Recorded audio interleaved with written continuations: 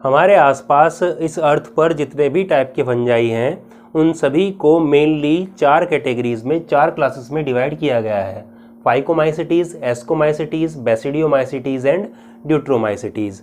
और जिस बेसिस पर सभी फंजाई को इन क्लासेस में डिवाइड किया गया है वो है इनका रिप्रोडक्शन और साथ में माइसीलियम का स्ट्रक्चर, कि माइसीलियम सेप्टेट है कि एसेप्टेट है। जैसे हमने बताया था लास्ट लेक्चर में भी कि जो फाइकोमाइसिटीज है उसका माइसीलियम कैसा है, एसेप्टेट होता है, एसेप्टेट, और बोलते हैं सीनोसिटिक, सीनोसिटिक माइसीलियम इसको बोलते हैं। क्या था कि जैसे माइसीलियम है, बोलते हैं कि क्रॉस वॉल होती है बीच में, ये क्या है, क्रॉस वॉल, या फिर बोलते हैं इनको सेप्टा बोलते हैं, ठीक है। और हर एक सेप्टा से क्या है, जो चैम्बर बन रहा है बीच में क्या है, न्यूक्लियस होता है, इनमें अपना सेपरेट क्या है, न्यूक्लियस होता है, ठीक है। तो इस तरह का स्ट्रक्चर बनता है। तो ऐसा जो माइसीलियम होता है वो होते हैं सेप्टेट, जो कि इन तीनों के अंदर है, ठीक है, जो कि लास्ट वाली जो 3 क्लास है उनके अंदर। तो हाइफा, इनका माइसीलियम कैसा होगा, सेप्टेट। और जिनके अंदर ये स्ट्रिएशंस, ये जो क्रॉस वॉल्स है, ये नहीं पाई जाती, और जब नहीं पाई जाती तो एक ट्यूब की तरह स्ट्रक्चर बन जाता है और उसमें बहुत सारे न्यूक्लियस ऐसे फ्रीली मूव करते हैं, तो वो कौन सा हो जाता है, aseptate coenocytic. Multi nucleate condition हो जाती है, बहुत सारे न्यूक्लियस, सीनोसिटिक बोलते हैं। तो इस बेसिस पर 4 क्लासेस हैं भाई। माइसीलियम के स्ट्रक्चर की तो बात की, और रिप्रोडक्शन किस तरीके से इन सभी में अलग अलग टाइप का है वो एक एक क्लास में हम देखते हैं। तो पहले हम स्टार्ट कर रहे हैं, कौन सी क्लास आएगी, फाइकोमाइसिटीज, ठीक है। पहले फाइकोमाइसिटीज लेके चलेंगे और इसके अंदर आपको 2 सब क्लासेस मिलेंगी, एक तो मिलेगी oomaisities और एक मिलेगी zygomaicities। तो इसमें क्या आएगा भाई, जो हाइफा है, जो माइसीलियम है, इन दोनों क्लास का, जो कि फाइकोमाइसिटीज के अंदर आ रही है, चाहे वो oomaicities हो या zygomaicities, हाइफा तो एसेप्टेट ही होगा, बस थोड़ा सा रिप्रोडक्शन में इनके डिफरेंस होगा। तो पहले स्टार्ट करते हैं फाइकोमाइसिटीज।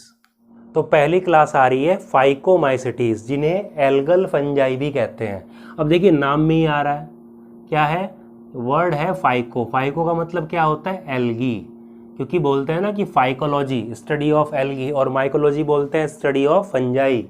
तो फाइको का मतलब एल्गी है, इसका मतलब ये एल्गी जैसे फंजाई हैं, एल्गल फंजाई इनको बोलते हैं, ठीक है।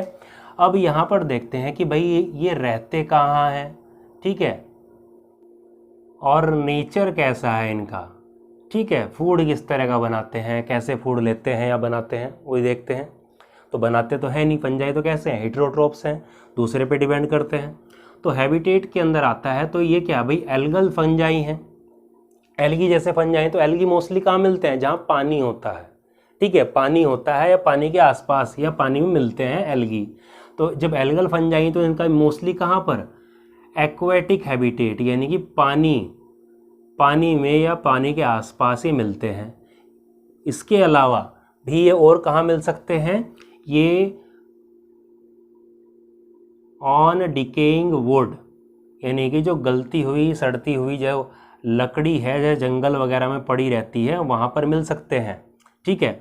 और साथ में कहाँ मिल सकते हैं कि डैम्प, जितने भी डैम्प प्लेस हैं जहाँ पर इनको न्यूट्रिशन मिल जाए वहाँ पर मिल सकते हैं। डैम्प का मतलब क्या होता है कि जहाँ पर मॉइस्चर हो, नमी हो। तो फंजाई की ग्रोथ के लिए मेन जो कंडीशन है वो क्या है, मॉइस्चर होना ज़रूरी है।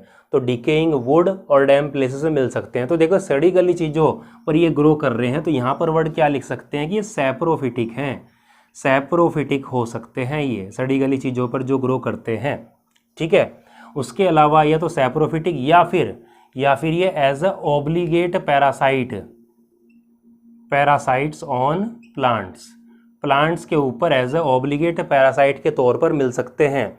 ऑब्लिगेट पैरासाइट का मतलब जो हमेशा कैसे होते हैं, पैरासाइट, यानी कि डिजीज कॉज करते हैं, उस फॉर्म में मिलते हैं, उनको बोलते हैं which are always remain parasite are called as obligate parasite. तो इस तरीके से मिल सकते हैं प्लांट में डिजीज करते हुए। तो सैप्रोफिटिक या फिर पैरासिटिक, ठीक है, ये तो नेचर हो गया इनका, इस तरीके से होते हैं। और मिलते कहाँ हैं, एल्गी की तरह। जैसे एल्गी मोस्टली कहाँ पर, पानी में या पानी के आसपास मिलते हैं, तो ऐसे ये इनका भी हैबिटेट कैसा होगा, एक्वेटिक हैबिटेट, क्योंकि एल्गल फंजाई है। अब देखिए जो हमारा क्लासिफिकेशन है वो किस बेसिस पर है, वो एक तो फंजाई की बॉडी पे, फंजाई की बॉडी को क्या बोलते हैं, माइसीलियम, और दूसरा कौन सा है, रिप्रोडक्शन। तो पहले हम बात करेंगे फंजाई की बॉडी की, यानी कि इसके माइसीलियम की। तो माइसीलियम जो होता है, जो नेटवर्क है फंजाई का, बॉडी है, वो कैसी है, वो है सीनोसिटिक। और सीनोसिटिक का मतलब क्या है, मल्टी न्यूक्लिएट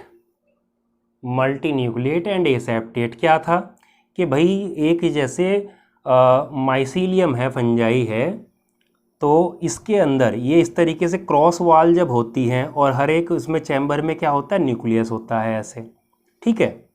अब ये जो क्रॉस वॉल जब होती है तो बोलते हैं कि भाई सेप्टेट हाइफा है, सेप्टेट माइसीलियम है। लेकिन जब ये क्रॉस वॉल नहीं होती तो पूरा पूरा एक ट्यूब की तरह स्ट्रक्चर बन जाता है। ऐसे ट्यूब को क्या बोलते हैं भाई, एसेप्टेट हाइफा बोलते हैं। और कंडीशन कैसी हो जाती है, बहुत सारे न्यूक्लियस आगे एक ही ट्यूब में, तो क्या हो जाएगी, मल्टी न्यूक्लिएट। तो क्या कहेंगे, सीनोसिटिक बोलते हैं ऐसे को। तो ये तो हुई बात इसकी फंजाई की बॉडी की, कि माइसीलियम कैसा है, सीनोसिटिक एसेप्टेट है। अब दूसरा जो बेसिस था रिप्रोडक्शन, उसकी बात करते हैं कि रिप्रोडक्शन किस तरीके से करते हैं फाइकोमाइसिटीज के जो फंजाई हैं वो। तो जो रिप्रोडक्शन होता है वो मोस्टली फाइकोमाइसिटीज में कैसे है, एसेक्सुअल और सेक्सुअल दोनों तरीके से है, ठीक है। तो एसेक्सुअल जो होगा वो कैसे होगा, आपको पता है कि एसेक्सुअल जो है स्पोर्स के थ्रू होता है। फंजाई की हमने इससे पहली जो वीडियो पढ़ी थी उसके अंदर बताया था कि एसेक्सुअल रिप्रोडक्शन स्पोर्स के थ्रू होता है। स्पोर्स कैसे थे, या तो अंदर बनने वाले, एक थैली के जैसा स्ट्रक्चर था स्पोरेंजिया, उसके अंदर बनने वाले, या फिर सीधा बाहर बनने वाले। तो दो टाइप के थे। तो यहाँ पर कैसे होते हैं, अंदर बनने वाले। भाई देखिए दो तरह के स्पोर्स बनते हैं, यहाँ पर 2 टाइप के स्पोर्स होते हैं जिनके थ्रू रिप्रोडक्शन हो सकता है। पूरा डिटेल में बता रहा हूँ, इसको आराम से समझेंगे, ठीक है, कोई टेंशन नहीं लेनी, आराम समझ में आएगा। तो 2 टाइप के कौन से हैं, या तो वो कैसे होंगे, मोटाइल स्पोर होंगे, या फिर कैसे होंगे, नॉन मोटाइल। मोटाइल और नॉन मोटाइल का मतलब क्या है कि या तो मूवमेंट कर सकते हैं या मूवमेंट नहीं करेंगे। तो मोटाइल वाले स्पोर्ट्स को क्या बोलते हैं, जू स्पोर्ट्स, ठीक है, क्योंकि जू का मतलब क्या होता है, एनिमल, और एनिमल का मेन फीचर क्या है, मूवमेंट करना, इधर से उधर जाना, तो जू स्पोर कहलाते हैं। और नॉन मोटाइल होते हैं तो क्या कहलाते हैं, एप्लेनोस्पोर्स कहलाते हैं, ठीक है ना। अब आगे जब हम पढ़ेंगे तो फाइकोमाइसिटीज को क्या बोला था, 2 पार्ट में डिवाइड कर सकते हैं, एक तो oomaisities और एक zygomaicities। तो जब हम आगे पढ़ेंगे तो देखिए oomaicities में कैसा होगा, जूस्पोर होगा, और zygomaicities में कैसा होगा, एप्लेनोस्पोर होगा, यानी कि मोटाइल और नॉन मोटाइल। एक डिफरेंस तो आ जाएगा यहाँ पर, ठीक है। तो वापस आते हैं यहीं पर, तो 2 टाइप के स्पोर बनते हैं। अभी इनकी बात करते हैं, जूस्पोर और एप्लेनोस्पोर, ये दोनों हैं क्या एक्चुअल में। भाई लास्ट लेक्चर में जो इससे पहले वाला पार्ट है उसमें बताया था क्या है एक्चुअल में दोनों, ये स्पोर एंजियोस्पोर्स ही तो हैं। मीन्स स्पोर एंजिया में बनने वाले क्या, स्पोर्स। भाई जैसे सबसे कॉमन एग्जांपल आपके 10th के अकॉर्डिंग ले लेते हैं। इस तरीके से आपने ब्रेड मोल्ड बनाया होगा, राइजोपस, जो spore formation, how do organism reproduce में पढ़ा होगा आपने 10th में। तो इस तरीके से क्या है भाई, ये तो माइसीलियम हो गया इसका, ये क्या है, स्पोरेंजियोफोर हो गया, ठीक है, और ये क्या होगी, स्पोरेंजिया होगी, ठीक है। तो स्पोरेंजिया है तो इसलिए स्पोरेंजियोफोर, कोनिडिया होती तो कोनिडियोफोर हो जाता। तो इस स्पोरेंजिया, ठीक है, सिंगुलर की बात कर रहे हो तो क्या आ जाएगा, स्पोरेंजियम, बहुत सारी होंगे तो स्पोरेंजिया। तो ये क्या है, ये स्पोरेंजिया क्या है, सैक जैसी, सैक लाइक स्ट्रक्चर है। सैक लाइक मतलब थैला, पाउच उसके जैसा, जिसके अंदर क्या भरे हुए हैं, ये जिसके अंदर स्पोर्स भरे हुए हैं, ठीक है। अब स्पोरेंजिया के अंदर स्पोर्स भरे हुए इसलिए बोलते हैं स्पोरेंजियोस्पोर्स। यहाँ से फट गया, फटने के बाद में मोटाइल निकलते तो जूस्पोर, नॉन मोटाइल निकलते तो एप्लेनोस्पोर। अब दोनों ही केस में चाहे वो जूस्पोर हो या एप्लेनोस्पोर है, कहाँ बन रहे हैं, इस सैक के अंदर बन रहे हैं, अंदर की तरफ बन रहे हैं, यानी कि स्पोरेंजियोस्पोर्स, चाहे वो ये हो या ये हो, कैसे होते हैं, एंडोजीनियसली बनते हैं। इसका मतलब अंदर बनते हैं, बाहर नहीं बनते। अगर भाई इस तरीके से अगर बाहर बनते ऐसे तो बोलते कि भाई एक्सोजीनियसली है, और वो कोनिडिया के अंदर आता है। ठीक है, वो कोनिडिया आ जाएगा, जो आगे पढ़ेंगे, पहले भी बताया था। तो ये कैसे है, एंडोजीनियसली बनते हैं। ध्यान रखना, बहुत इंपॉर्टेंट पार्ट है कि फाइकोमाइसिटीज़ में कैसे बनते हैं, जूस्पोर और एप्लेनोस्पोर दोनों बनते हैं। और हमने ये बता दिया कि दोनों का सब टाइप्स किस तरीके से डिवाइड हो सकता है। ध्यान रखिएगा, स्पोरेंजियोस्पोर हमेशा कैसे हैं, एंडोजीनियसली, और एक्सोजीनियसली जो होते हैं वो कोनिडिया होते हैं। ठीक है, तो ये तो एसेक्सुअल था।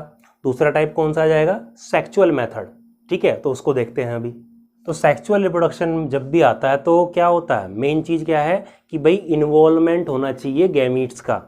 ठीक है, गैमीट्स होंगे, वो क्या बनेंगे और आपस में फ्यूज़ होगा, गैमीट्स का फ्यूज़न होगा, जाइगोट बनेगा। ये बेसिस है सेक्सुअल रिप्रोडक्शन की। क्यों, क्योंकि देखिए ना, सेक्सुअल रिप्रोडक्शन क्या आ रही है, सेक्स आ रहा है, तो ये क्या होती है, इसमें सेक्स सेल्स का इन्वॉल्वमेंट होता है। और सेक्स सेल्स का नाम क्या है दूसरा, गैमीट्स कहते हैं। तो इसलिए बोल देते हैं कि ऐसा रिप्रोडक्शन जिसके अंदर गैमीट्स का इन्वॉल्वमेंट और फ्यूज़न होता है उसको बोलते हैं सेक्सुअल रिप्रोडक्शन। तो फ्यूज़न कैसे, मेल और फीमेल गैमीट आए, दोनों का फ्यूज़न हुआ, जाइगोट बना, तो ये चीज़ आएगी इसके अंदर भी। तो यहाँ पर जो सेक्सुअल रिप्रोडक्शन हो सकता है, जो फ्यूज़न होता है मेल और फीमेल गैमीट का, वो कैसे हो सकता है, वो इनका आइसोगैमस हो सकता है, मे बी आइसोगैमस, या फिर एनाइसोगैमस हो सकता है, या फिर ooगैमस हो सकता है। ठीक है, डिपेंड करता है फंगस की स्पीसीज पर। तो क्या है इन सभी का मतलब, ये आपका यहाँ 11th भी काम आएगा और 12th के अंदर तो सीधे सीधे क्वेश्चन बनते हैं इससे। ठीक है, तो आइसोगैमस, देखो आइसो का मतलब क्या होता है, सेम, और गैमस मतलब गैमीट, यानी कि फ्यूज़न करने वाले जो मेल और फीमेल गैमीट है, जो फ्यूज़न करेंगे आपस में, वो कैसे होंगे, दिखने में सेम होंगे, एक जैसे होंगे। ठीक है, लेकिन फिर भी हम देखते हैं कि मेल और फीमेल है तो अलग अलग गैमीट, लेकिन दिखने में एक जैसे हैं। तो हम बोल सकते हैं कि इनका शेप, साइज, फॉर्म वगैरह ये सब कैसी होंगी, एक जैसी होंगी, लेकिन इनका जो फिजियोलॉजी है एक तरह से वो अलग होगी। यानी कि इसमें क्या आएगा कि fusion of two gametes that are morphologically similar but physiologically dissimilar. तो ऐसे गैमीट्स हैं जो आपस में कैसे है भाई, दिखने में अपीयरेंस जो होगी वो बिल्कुल सेम होगा, पता नहीं लगा सकते देखने में कौन सा मेल गैमीट है और कौन सा फीमेल गैमीट है। अब जैसे हम ह्यूमंस की बात करते हैं तो मेल और फीमेल गैमीट देख के आराम से पता लग जाता है मेल कौन सा फीमेल कौन सा, लेकिन यहाँ पर आइसोगैमस कंडीशन में मेल और फीमेल गैमीट को देख के पता नहीं लगता कि कौन सा मेल है कौन सा फीमेल है। तो मॉर्फोलॉजिकली तो अलग क्या है, सिमिलर हैं, लेकिन फिजियोलॉजिकली मतलब इनकी फंक्शनली कार्य करने की के अकॉर्डिंग, फंक्शन के बेसिस पर क्या है, डिसिमिलर है। जो मेल से आया मेल पेरेंट से आया मेल की तरह, और फीमेल से आया फीमेल की तरह काम करता है। ठीक है, इसलिए बोलते हैं कि दो अलग अलग पेरेंट से आते हैं, इसलिए क्या है, फिजियोलॉजिकली डिसिमिलर होते हैं। ठीक है, और यहाँ पर कैसे हो सकते हैं, या तो दोनों गैमीट्स जो होंगे, या तो दोनों कैसे होंगे, मोटाइल होंगे, या फिर दोनों कैसे होंगे, नॉन मोटाइल हो सकते हैं। ठीक है, यानी कि मेल गैमीट आया, मान लीजिए मेल गैमीट है, उस पर क्या है, फ्लैजला है, मूवमेंट कर सकता, फीमेल है वो भी फ्लैजला है, तो दोनों एक जैसे हो गए, फ्यूज़न होगा, तो ये वाला केस हो जाएगा भाई दोनों मोटाइल हैं। फ्लैजला नहीं है और नॉन मोटाइल हैं, तो दोनों के दोनों कैसे होंगे, दोनों सेम होने चाहिए, साइज़ भी और मूवमेंट वगैरह ये सब एक जैसी होनी चाहिए, तभी तो होगा आइसोगैमस। तो ये इसके अंदर आ जाता है। एन आइसोगैमस कंडीशन क्या होगी, देखो एन आइसोगैमस यानी कि जो क्या हो जाएगा, मॉर्फोलॉजिकली सेम नहीं होंगे। तो यहाँ पर क्या आ जाएगा कि जो ऐसे गैमीट्स जिनका फ्यूज़न होगा, इस तरह गैमीट, वो मॉर्फोलॉजिकली, एम मतलब मॉर्फोलॉजिकली और पी मतलब फिजियोलॉजिकली कैसे होंगे, डिसिमिलर ही होंगे। दोनों केसेस में कैसे होंगे, डिसिमिलर होंगे। तो fusion of two gametes that are morphologically and physiologically dissimilar, ठीक है, वो कैसे होंगे, एन आइसोगैमस गैमस कहलाते हैं। और इस केस में भी सेम क्या होगा कि या तो दोनों के दोनों कैसे होंगे, या तो दोनों सेम वही केस, या तो दोनों मोटाइल होंगे। ठीक है, मोटाइल भी हो सकते हैं कि मान लीजिए कि एक बड़ा है, ठीक है, उसमें ये मोटाइल है, एक छोटा है, ये भी मोटाइल है। ठीक है, तो लेकिन क्या साइज में डिफरेंस है, एनाइसोगैमस। मान लीजिए दोनों ही क्या है, नॉन मोटाइल है, एक छोटा एक बड़ा है, या इनकी अपीयरेंस कुछ स्ट्रक्चर इस तरह का अलग अलग दिखाई दे रहा है, तो तब भी क्या कहलाएगा, एनाइसोगैमस। ठीक, और उसके बाद में ऊगैमस आता है, जो किसका, एक तरह से एनाइसोगैमस का ही एक टाइप है, इसको टाइप मान सकते हैं एनाइसोगैमस का ही। इसमें क्या है, इसमें जो फीमेल गैमीट होता है, जो फीमेल गैमीट होता है, फीमेल गैमीट जैसे एग्जाम्पल ओवा, ओवम बोलते हैं ना, ठीक है, ये कैसा होगा, ये बड़ा होगा, लार्ज एंड नॉन मोटाइल। याद रखिएगा इसको, सबसे ज़्यादा इंपॉर्टेंट यही है, लार्ज और नॉन मोटाइल। और जो मेल गैमीट होगा, ठीक है, जो मेल गैमीट होगा वो कैसा होगा, वो छोटा होगा इसके कंपैरिजन में, स्मॉल एंड कैसा होगा, मोटाइल होगा, मूवमेंट कर सकता है। ठीक है, जैसे इसका बेस्ट एग्जांपल बोलते हैं ह्यूमन के अंदर कि फीमेल गैमीट ओवा क्या होता है, बड़ा होता है, और मेल गैमीट कैसा, छोटा होता है। और दोनों कैसे हैं, अलग अलग हैं बिल्कुल, मॉर्फोलॉजिकली भी और फिजियोलॉजिकली भी, तो इसलिए बोलते हैं ऊगैमस एक तरह से एनाइसोगैमस का ही एक टाइप कह सकते हैं। तो सेक्सुअल रिप्रोडक्शन या तो आइसोगैमस तरीके से, एनाइसोगैमस तरीके से, या ऊगैमस तरीके से हो सकता है। इन तीनों को आपको मेन तरीके से याद रखना है, क्योंकि सीधा आपसे क्वेश्चन पूछ सकते हैं, एनाइसोगैमस लिख दे, ऊगैमस लिख दे, और उसकी स्टेटमेंट जो है ऑप्शन के अंदर डाल सकते हैं, 4 ऑप्शन के अंदर, और इन 4 ऑप्शन और उसके अकॉर्डिंग आपसे क्वेश्चन पूछ सकते हैं। और कई बार यहाँ से क्वेश्चन आए भी हैं भैया, क्योंकि ये टॉपिक सेम आपके इस तरीके से सेम वर्ड में 12th क्लास के अंदर भी है, तो इसको ये इम्पोर्टेंट है, ध्यान रखिएगा इसको। तो ये तो रहा रिप्रोडक्शन की बात होगी, एक सेक्सुअल और सेक्सुअल। अब बात ये आती है कि जो फाइकोमाइसिटीज़ है उसको फर्दर क्या करते हैं, उसको फर्दर 2 क्लासेस में दोबारा से डिवाइड किया गया है, जो कि आपके सामने लिखी हुई है, oomaisities और ज़ाइगोमाइसिटीज़। ठीक है, तो इनकी बात करते हैं। अब यहाँ पर देखिए दोनों का जो माइसीलियम है वो तो सेम है, माइसीलियम सेम है। तो क्या है, फाइकोमाइसिटीज़ में कैसा था, एसेप्टेट यानी कि सिनोसिटिक हाइफा था, वो तो सेम है। लेकिन इसमें डिफरेंस क्या है, दोनों के जो रिप्रोडक्शन है उसमें थोड़ी सी क्या मिलती है, डिसिमिलरिटी मिलती है, इसमें थोड़े डिसिमिलर हैं रिप्रोडक्शन इनके। तो पहले बात कर रहे हैं किसकी, oomaisities की, ज़्यादा डिटेल में जा रहे हैं, हल्का हल्का सा बात कर रहे हैं। तो oomaisities तो मोस्टली कैसे होते हैं, मोस्टली ये एक्वेटिक होते हैं। ठीक है, एक्वेटिक हैं और डिजीज़ कोज करते हैं। तो जो पॉइंट पहले जो लिखा था वो इनके ऊपर काम आता है कि मोस्टली एक्वेटिक एंड पैरासाइट। और जो एल्गल फंजाई जो लिखा था वो किसके, वो एक्चुअल में इस पे ये ज़्यादा फिट बैठता है, oomaisities पे। एल्गल फंजाई है तो फाइकोमाइसिटीज़ के ही। तो मोस्टली एक्वेटिक जो हैं ये होते हैं, और पैरासाइट, ठीक है, पैरासाइट होते हैं, डिजीज़ कोज करते हैं। और पहले बोला था कि जो एक्वेटिक हैं भाई एल्गल टाइप हैं, और जो रिप्रोडक्शन में जो स्पोर्स बनाया था ज़ूस्पोर, पानी के अंदर जो होता है। तो पहले ही बोला कि माइसीलियम तो सेम है, तो उसकी तो बात करनी ही नहीं, सीधा क्या रिप्रोडक्शन की बात करते हैं। तो जो एसेक्सुअल रिप्रोडक्शन होता है oomaisities के अंदर, वो कैसे है, वो होता है बाय ज़ूस्पोर्स। जो स्पोरेंजियोस्पोर्स हैं उसमें कौन से वाला आएगा, उसमें मोटाइल वाला ज़ूस्पोर आता है। तो ज़ूस्पोर के थ्रू होता है किसमें भाई, एक्वेटिक जो पानी के अंदर होते हैं ना, उसमें एक्वेटिक फॉर्म्स हैं ये। तो एक्वेटिक फॉर्म्स में कैसा होता है, ज़ूस्पोर से होगा। यानी कि ये जो स्पोर्स बनाएंगे वो एक जगह से दूसरी जगह पर ट्रैवल करके जा सकते हैं, क्योंकि फ्लैजला पाया जाता है इनके अंदर, मोटाइल होते हैं। और जो सेक्सुअल रिप्रोडक्शन होता है, सेक्सुअल रिप्रोडक्शन इनका कैसा होता है, oogamous टाइप का होता है। oogamous में क्या है कि फीमेल कैसा होगा, फीमेल जो होगा गैमीट वो कैसा होगा, बड़ा होगा, लार्ज एंड नॉन मोटाइल, बड़ा होगा, नॉन मोटाइल होगा। और जो मेल गैमीट होगा वो कैसा होगा, स्मॉल एंड मोटाइल होगा। ठीक है, तो oogamous टाइप का होना है। ठीक है, और oogamous टाइप का, यानी कि जब मेल और फीमेल गैमीट जब मिलते हैं, मान लीजिए ये मेल गैमीट है, ये फीमेल गैमीट, आपस में जब फ्यूज़ करते हैं और जो जाइगोट बनता है उसको क्या बोलते हैं? oospore बोलते हैं। क्या बोलते हैं? oospore।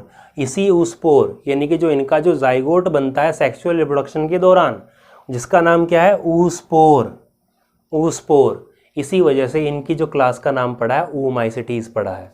ठीक है, अब यहाँ पर oospore में क्या होना है? बाद में मियोसिस होनी है, और मियोसिस से क्या होगा? हैप्लॉइड स्पोर्स बन जाएंगे, और ये स्पोर्स क्या करेंगे? जर्मिनेट करके माइसीलियम दोबारा से फंगस ग्रो कर जाता है। तो मेन वही जो हमने पहले पढ़ा था कि 3 बेसिक प्रोसेस तो आनी ही है। वही कौन सी पढ़ी थी भाई? पहले प्लाज्मोगेमी, तो आपस में पहले फ्यूज़ करेगा प्लाज्मोगेमी, फिर क्या करेगा? उसके बाद में न्यूक्लियस का फ्यूज़न होगा तो डिप्लॉइड जाइगोट बनता है, जिसको oospore बोल रहे, और तीसरे पे क्या है? मियोसिस। तो वो 3 जो बेसिक प्रोसेस है वो तो आनी ही है। ठीक है, तो इस तरीके से क्या होता है कि जो सेक्सुअल रिप्रोडक्शन का जो प्रोडक्ट है, सेक्सुअल रिप्रोडक्शन का जो प्रोडक्ट है वो क्या है? oospore होता है, इसलिए oomacetes नाम पड़ा है। oomacetes के जो एग्जाम्पल्स है जो काफ़ी इंपॉर्टेंट हैं, और एग्जाम में यहाँ से डिजीज़ के बारे में पूछ लेते हैं, क्योंकि oomacetes के मोस्टली मेंबर कैसे हैं? पैरासाइट हैं जो प्लांट में डिजीज़ कोज करते हैं। तो पहला आ रहा फाइटोपथोरा इन्फेस्टेंस, क्या करता है? लेट ब्लाइट ऑफ पोटैटो, बहुत ज़्यादा इंपॉर्टेंट है। लेट ब्लाइट ऑफ पोटैटो कैसा लगता है कि जैसे जो आलू होता है, आलू की लीफ हो गई, खुद आलू हो गया, तो कैसा लगता है? जैसे जल गया हो। ठीक है, जल गया हो, देख सकते हैं आप। इसको आयरिश फेमिन भी वो कहते हैं। आयरलैंड के अंदर 1845 के अंदर जो अकाल पड़ा था एक तरह से, वो भी इस डिसीज़ के कारण ही पड़ा था, क्योंकि जो उस टाइम की बात करते हैं तो देखिए मोस्टली जो लोग थे आयरलैंड के, वो डिपेंड थे, उनका जो मेन फूड था वो पोटैटो था, और लगभग 50% जो एरिया में जो है पोटैटो की खेती हुआ करती थी।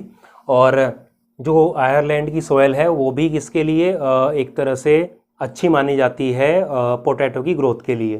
तो पोटैटो क्या हुए? ख़त्म होने लगे, क्योंकि इस फंगस का इन्फेक्शन हुआ तो दिक्कत आई।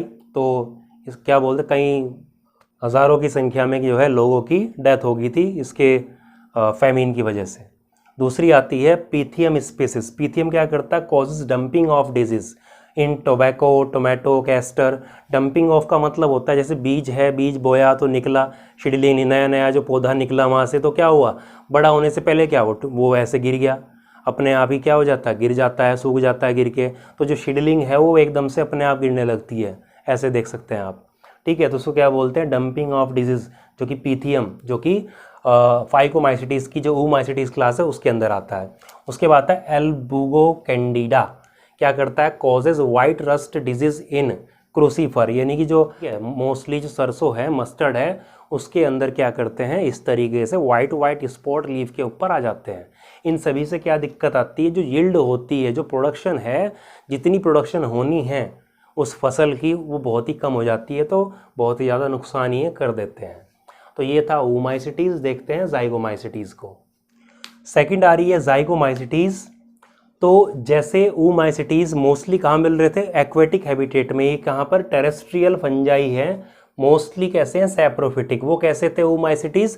पैरासाइट थे, डिजीज़ कोज कर रहे थे, और ये सैप्रोफिटिक सड़ी गली चीज़ों पर क्या करेंगे? सीधा सीधा ग्रो कर जाते हैं।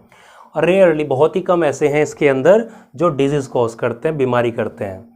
अब जो माइसीलियम वो तो सेम ही है दोनों का, तो उसकी तो बात कर नहीं रहे हैं। जब सेम है तो एसेप्टेट होगा। रिप्रोडक्शन की आते हैं तो एसेक्सुअल रिप्रोडक्शन, यहाँ पर एप्लेनोस्पोर जो कि नॉन मोटाइल है उससे हो रहे हैं, और इससे पहले ये कैसे थे? ये मोटाइल ज़ूस्पोर से कर रहे थे। सेक्सुअल रिप्रोडक्शन वहाँ पर oomacetes में oogamous था। ठीक है, है तो ऐसे याद कर सकते हैं, oomacetes तो oogamous है। तो यहाँ पर आइसोगैमस है। आइसो मतलब सेम होंगे, मेल और फीमेल गैमीट मॉर्फोलॉजिकली कैसे होंगे? एक जैसे होंगे देखने में। ठीक है, एग्जाम्पल आता है जैसे पिलोबोलस, इसको क्या बोलते हैं? फंगल शॉटगन भी बोलते हैं, ऐसे दिखाई देता है। और इसमें से क्या होता है कि एकदम से बहुत जैसे होता है ना कि एक गन से जो है एक बुलेट निकलती है जिस तरीके, इस तरीके से क्या करते हैं? अंदर से इनके स्पोर्स निकलते हैं, स्पोरेंजे ऐसे फटती है और बहुत तेज़ी से स्पोर्स निकलते हैं, इसलिए बोलते हैं फंगल शॉटगन। उसके बाद आता है राइजोपस। तो राइजोपस और म्यूकर ये कैसे कॉमन ब्रेड मोल्ड हैं, जो ब्रेड वगैरह के ऊपर आप देखते हैं कि ब्लैक ब्लैक जो ग्रो कर जाते हैं, तो इसमें क्या बोलते हैं, ब्लैक ब्रेड मोल्ड। ठीक है, ये ब्लैक जो ब्रेड मोल्ड है मोस्टली वर्ड किसके लिए यूज़ होता है, राइजोपस के लिए होता है। और म्यूकर जनरली देखिए रेयरली जो है कभी कभी ये भी ब्रेड वगैरह के ऊपर ग्रो कर जाते हैं, और ये जो है डंग जो गोबर होता है, गोबर वगैरह के ऊपर भी ये ग्रो कर जाते हैं। ठीक है, और इनको डंग मोल्ड कह देते हैं। ठीक है, जैसे उनको ब्रेड मोल्ड बोल देते हैं तो इनके लिए वर्ड डंग मोल्ड भी यूज़ कर लेते हैं म्यूकर के लिए। वैसे तो ये करने के लिए तो ये भी ब्रेड के ऊपर ग्रो कर जाते हैं, लेकिन जो वर्ड है ब्रेड मोल्ड वो राइजोपस के लिए वर्ड यूज़ होता है। और इस तरीके से आपने जो डायग्राम बनाया है इस तरह से 10th क्लास में या अभी भी हमने देखा था, तो ये किसका है, ये सब किसके हैं, ये सब राइजोपस के ही हैं। तो ये था आपका फाइकोमाइसिटीज़, यहाँ पर ख़त्म होता है। तो अगली क्लास आ रही है एस्कोमाइसिटीज़, जिसको सैक फंजाई भी बोलते हैं। क्यों बोलते हैं, किस वजह से बोलते हैं, वो सब कुछ यहाँ पर पता चलेगा, वीडियो के साथ बने रहें। पहले बात करते हैं भाई नेचर कैसा है इनका। तो सैप्रोफिटिक, पैरासिटिक या कोप्रोफिलस। सैप्रोफिटिक पता है, सड़ी गली चीज़ों पे ग्रो करते हैं, जो फंजाई का काम ही यही है, मोस्टली ऐसे ही होते हैं। पैरासिटिक मतलब बीमारी भी कर सकते हैं। ठीक है, और कोप्रोफिलस जो कि डंग, जो गोबर वगैरह जो होता है, जो एक्सक्रीटा होता है उसके ऊपर ग्रो करना। ठीक है, गोबर हुआ या किसी एनिमल का एक्सक्रीटा हुआ, वेस्ट हुआ, उस पर ग्रो करते हैं, उनको क्या बोलते हैं, कोप्रोफिलस बोलते हैं। ठीक है, माइसीलियम की बात करते हैं। तो माइसीलियम जैसे भाई अब तक फाइकोमाइसिटीज़ का था ए सेप्टेट, अब जो है तीनों कैसा है, सेप्टेट हो जाता है। और जब तक माइसीलियम ए सेप्टेट था, तो जहाँ पर माइसीलियम ए सेप्टेट आया वहाँ पर फंजाई की क्लास कौन सी, भाई लोअर फंजाई हो जाते हैं। वो लोअर फंजाई थे जिनमें माइसीलियम ए सेप्टेट था, सिनोसिटिक था। और यहाँ पर ये एस्को हुआ, इसके बाद में बेसिडियो आएगा और फिर लास्ट में ड्यूट्रो आएगा। तो वहाँ पर माइसीलियम कैसे है, सब में सेप्टेट हैं। माइसीलियम जो है बीच में क्या पाया जाता है, सेप्टा पाया जाता है, और न्यूक्लियस अलग अलग। तो जो सेप्टा पाया जाता है इस वजह से क्या बोलते हैं कि जो फंजाई है उसकी क्लास उनको बोलते हैं हायर फंजाई उनको कहा जाता है। ठीक है, तो ये कैसे आएंगे, हायर में आएंगे, ये भी बेसिडियो भी और ड्यूट्रो भी, क्योंकि इनका जो है सेप्टेट है हाइफा। एक्सेप्शन की बात हो रही है कि एक्सेप्शन ये वाला जो लाइन है ये फॉलो नहीं करता, यीस्ट नहीं करता, क्योंकि भाई जो सेप्टेट और ब्रांच के लिए क्या चाहिए कि मल्टी सेलुलर होना चाहिए। जो कंडीशन है मल्टी सेलुलर और फिलामेंटस होनी चाहिए, तो तब तो हम सेप्टा लगाएंगे बीच में। लेकिन जो यीस्ट है वो कैसा है, वो यूनिसेलुलर है, बस एक सिंगल सेल है बस। जब एक सिंगल सेल है तो काहे का बीच में सेप्टा आएगा, सेप्टा आ गया तो फिर यूनिसेलुलर किस बात का। तो ईस्ट जो है, जो कि आपके वो बेकरी वगैरह में यूज़ होता है, लास्ट में ईस्ट की अलग से भी बात करेंगे हम, क्योंकि काफ़ी इंपॉर्टेंट है और कॉमन भी है, तो पता होना चाहिए आपको कि ईस्ट है क्या एक्चुअल में।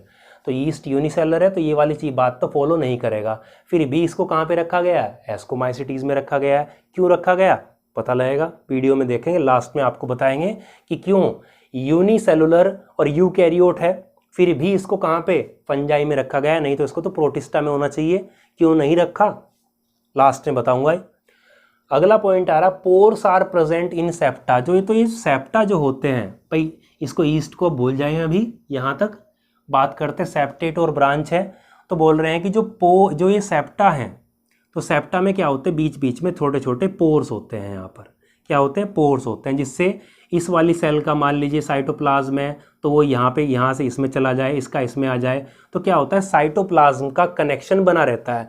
साइटोप्लाज्म क्या करता है, एक सेल का दूसरी सेल में पास करता रहता है। लेकिन जो न्यूक्लियस होता है, जिस तरह से मान लीजिए हर एक में न्यूक्लियस है, न्यूक्लियस यहाँ से पास नहीं कर पाता, यानी कि न्यूक्लियस तो एक सेल के अंदर ही रहेगा, वो पास नहीं करेगा। लेकिन साइटोप्लाज्म इधर का उधर, उधर का इधर जा सकता है, क्योंकि एस्कोमाइसिटीज़ के जो मेंबर्स हैं उनके जो सेप्टा हैं उनमें पोर्स पाया जाता है। ठीक है, तो ये तो बात हुई माइसीलियम की, क्योंकि क्लासिफिकेशन किसके बेसिस पर है, माइसीलियम और रिप्रोडक्शन के बेसिस पर। तो रिप्रोडक्शन अगला आ रहा है, तो रिप्रोडक्शन का क्या है, पहले एसेक्सुअल की बात करते हैं। तो एसेक्सुअल कैसे होता है, बाय कोनिडिया। और कोनिडिया कैसे होते हैं भाई, कोनिडिया ऐसे थे, ये माइसीलियम है, ठीक है, और इस तरीके से क्या होता है, यहाँ पर कोनिडिया इस तरीके से लगे हुए हैं। तो कोनिडिया कैसे हैं, एक्सोजीनियसली बन रहे हैं। तो कैसे हैं, एक्सोजीनियसली, ये पहले भी बताया था, अभी बता रहा हूँ, इंपॉर्टेंट है इसलिए बता रहा हूँ बार बार। एक्सोजीनियसली यानी कि बाहर बन रहे हैं, जैसे पहले हमने देखा था कि स्पोरेंजिया के अंदर स्पोर बन रहे थे, लेकिन ये तो बाहर है सीधा। अब इनको क्या बोलते हैं? कोनिडिया बोलते हैं, इनको कोनिडिया कह रहे हैं। तो ये वाला ये वाला जैसे स्पोरेंजिया स्पोरेंजियोफोर था, कोनिडिया तो क्या हो जाएगा? कोनिडियोफोर हो जाएगा, जो ये ब्रांच है जिसपे कोनिडिया लगे हुए हैं। कोनिडिया ये ऐसे गिरते हैं और नया माइसीलियम जो है उग जाता है, बन जाता है, जर्मिनेट कर जाता है। तो ये तो ए सेक्सुअल था, कैसे? कोनिडिया। देखो फाइकोमाइसिटीज था, कैसे हो रहा था? स्पोरेंजियोस्पोर से, जूस्पोर या एप्लेनोस्पोर। एस्कोमाइसिटीज किससे हो रहा है? कोनिडिया। और कोनिडिया कैसे है? एक्सोजीनस। और स्पोरेंजियोस्पोर्स एंडोजीनियस थे। अब सेक्सुअल की बात करते हैं। सेक्सुअल में क्या होगा? गैमीट्स बनेंगे, ठीक है, मेल और फीमेल गैमीट का फ्यूजन होगा।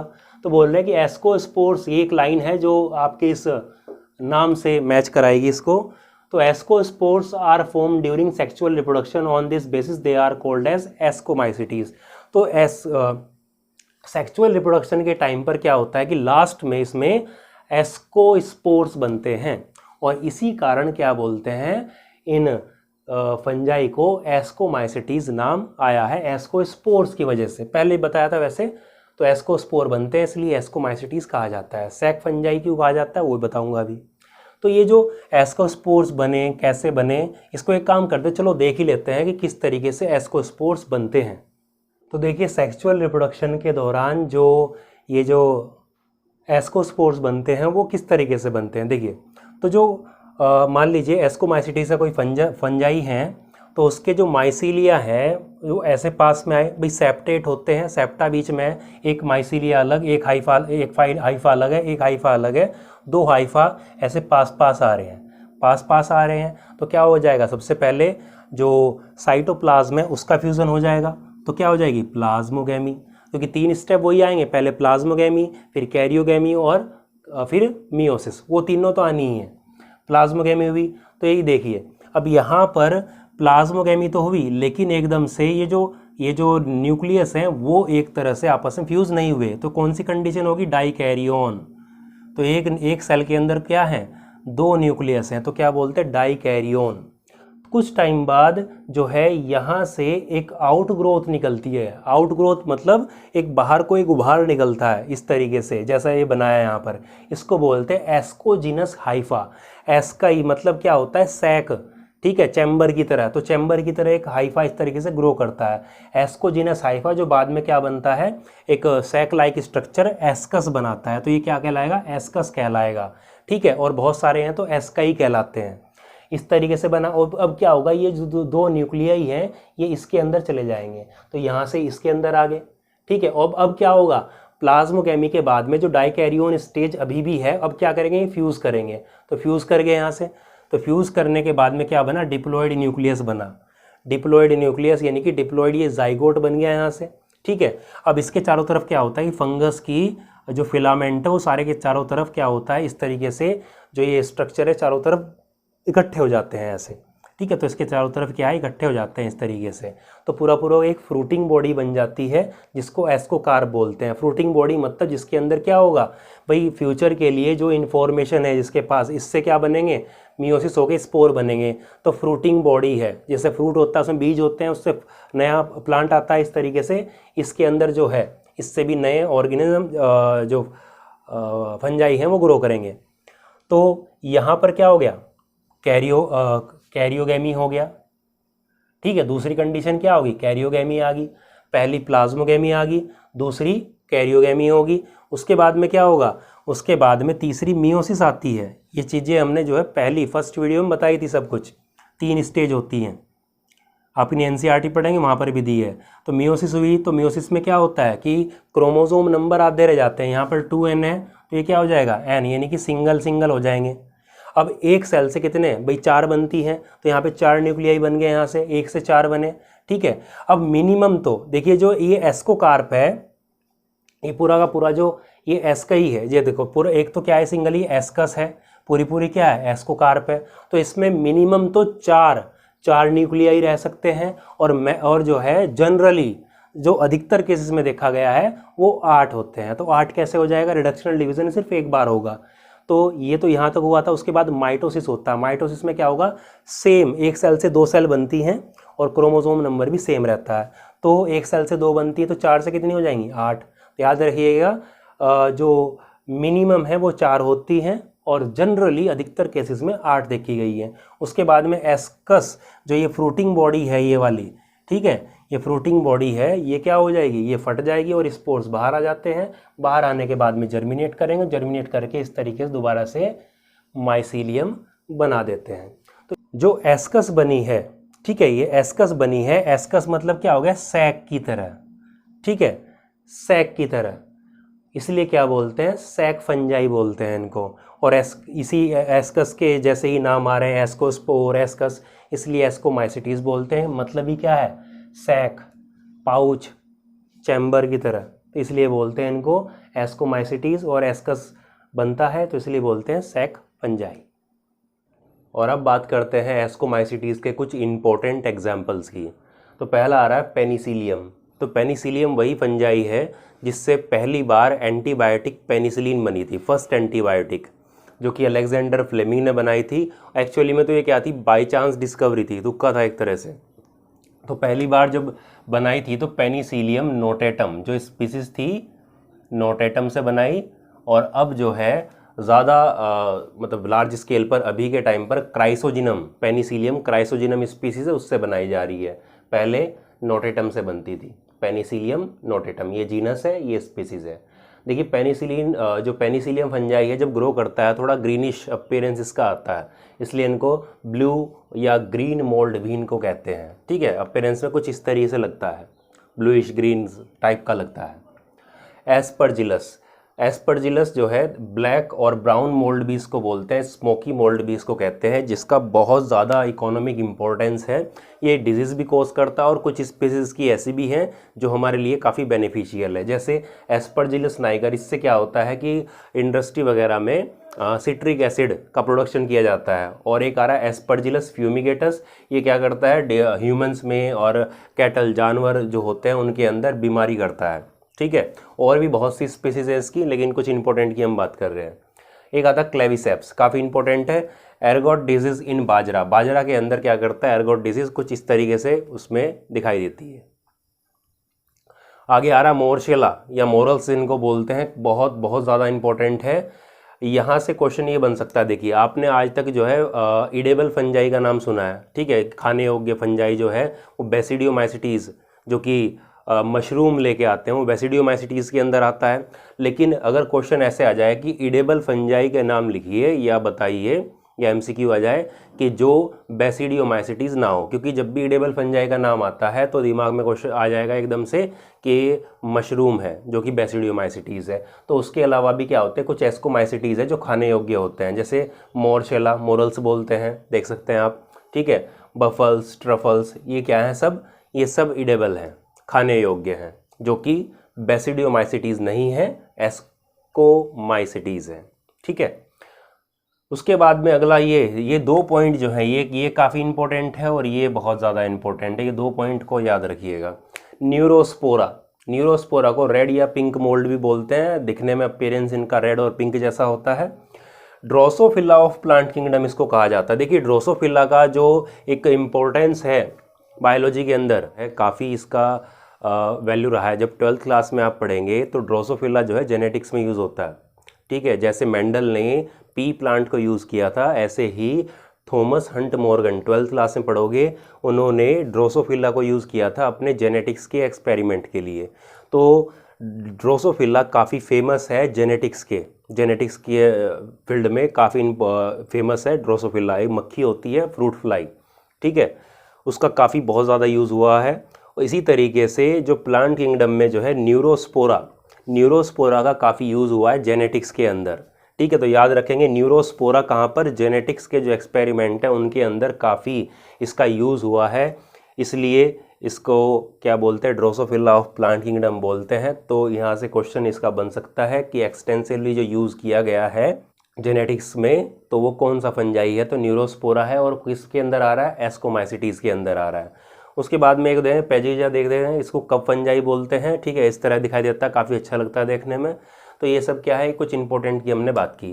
एस्कोमाइसिटीज़ यहाँ पर ख़त्म होता है। इसके बाद में हम छोटा सा हल्का सा बात करते हैं। देखिए जो एक्सेप्शन था, अब तक तो हमने क्या किया, मोस्टली जो एस्कोमाइसिटीज़ है इस तरीके से उनकी बात की। अब एक एक्सेप्शन जो कि यीस्ट है उसकी बात करते हैं हल्का सा, कि किस तरीके का उसका स्ट्रक्चर है और किस तरीके से वो ग्रो करता है और किस तरीके से क्यों उसको एस्कोमाइसिटीज़ में रखा गया है।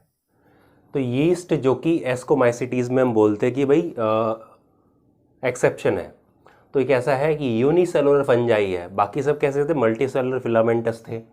अब बात यह है कि देखिए यीस्ट है, अभी जब यूनिसेलुलर है और फंजाई कैसे होते हैं, यूकैरियोट्स होते हैं, तो इसके बेसिस पे यूनिसेलुलर यूकैरियोट्स कहाँ पर आने चाहिए, किंगडम प्रोटिस्टा में आने चाहिए, लेकिन फिर भी कहाँ डाला हुआ है, एस्कोमाइसिटीज़ के अंदर डाला हुआ है, क्योंकि इसकी जो लाइफ साइकिल है, यीस्ट की लाइफ साइकिल, ये मैच करती है एस्कोमाइसिटीज़ के जो दूसरे फंजाई है उनसे काफ़ी मेल खाती है, इसलिए इनको कहाँ पर, प्रोटिस्टा में ना डाल के यूनिसेलुलर यूकैरियोट्स होने के बावजूद भी इनको कहाँ डाला है, एस्कोमाइसिटीज़ के अंदर डाला है।